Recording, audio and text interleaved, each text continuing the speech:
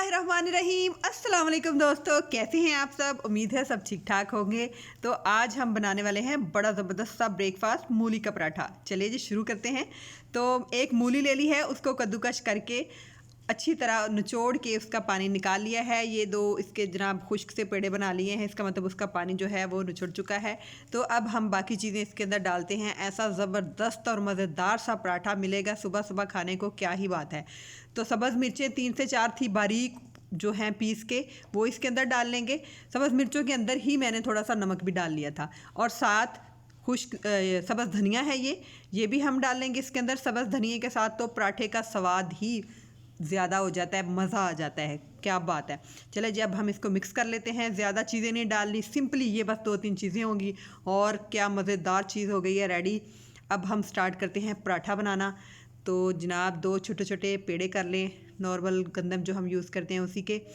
और देखें जी कैसा क्रिस्पी और मज़ेदार सा पराठा बनने वाला है। साथ ही साथ मुझे तो बहुत मज़ेदार ये पराठा लगता है। यकीनन आपको भी ये बहुत पसंद आने वाला है। ज़रूर ट्राई कीजिएगा, कोई मुश्किल नहीं है, बस आपने मेरी रेसिपी को फॉलो करना है और मेरे चैनल को सब्सक्राइब कर देना है। ये देखें जी रोटी मैंने बेल ली है, गोल मटोल सी रोटी मैंने बेल ली है। तो अब इसके अंदर मैं लगाऊंगी थोड़ा सा घी। देसी घी के साथ तो मज़ा ही आ जाता है पराठे का। ये ज़्यादा क्रिस्पी बन जाता है अगर हम नीचे लगा लेते हैं ना। अब हम फैलाएंगे ऊपर बड़े प्यार प्यार से ये वाला मूली का और सब्ज़ धनिए मिर्च वाला मटेरियल। चले जी हमने फैला लिया सारा। अब हम इसके ऊपर दूसरी रोटी जो है वो लगाएंगे और किनारे जो हैं वो अच्छी तरह दबा लेंगे ताकि ये मटेरियल जो है पराठे का बाहर ना निकले। जिन लोगों को रोटी बनानी नहीं भी आती, पराठा बनाना नहीं भी आता, वो भी मेरी रेसिपी देखें तो वो पराठा सीख जाएंगे जनाब। देखें आप ज़रा गौर से देखें मेरी वीडियो को। बस थोड़ा सा जो खुश्क आटा है वो इसके ऊपर लगाएं और रोटी को बेल लें, गोल मटोल सी प्यारी सी रोटी। ये देखें जी पराठा बन गया शानदार। कुछ नहीं करना पड़ेगा, उठाएं तवे पर डालें। चलें जी ज़बरदस्त, क्या क्रिस्पी क्रिस्पी पराठा बनने वाला है। पलटना है और बात ख़त्म। ये देखें एक दफ़ा पलटें ऐसे और साथ लगाएं ऊपर देसी घी का थोड़ा सा चक्कर दें इसको और बनने वाला है कैसा शानदार सा पराठा। मेरे मुंह में अभी से पानी आ रहा है जनाब।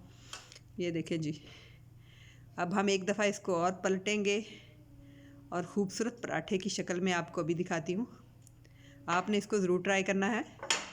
ये देखें जी आँच ज़रा मीडियम ही रखें क्योंकि ज़्यादा तेज़ आँच हो तो पराठा जल जाता है, तो फिर मज़ेदार नहीं रहता और ना ही वो क्रिस्पी बनता है। दूसरी साइड पे भी थोड़ा सा घी लगा लें तो क्या ही बात है।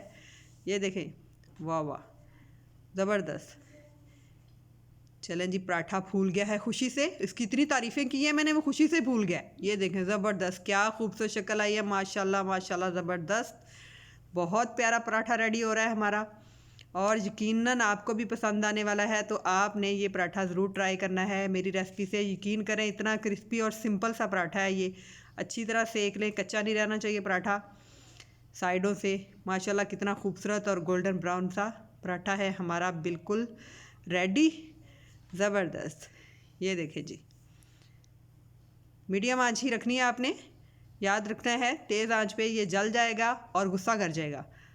ये देखिए माशाल्लाह कैसा खूबसूरत और गोल्डन पराठा हो गया है तैयार हमारा।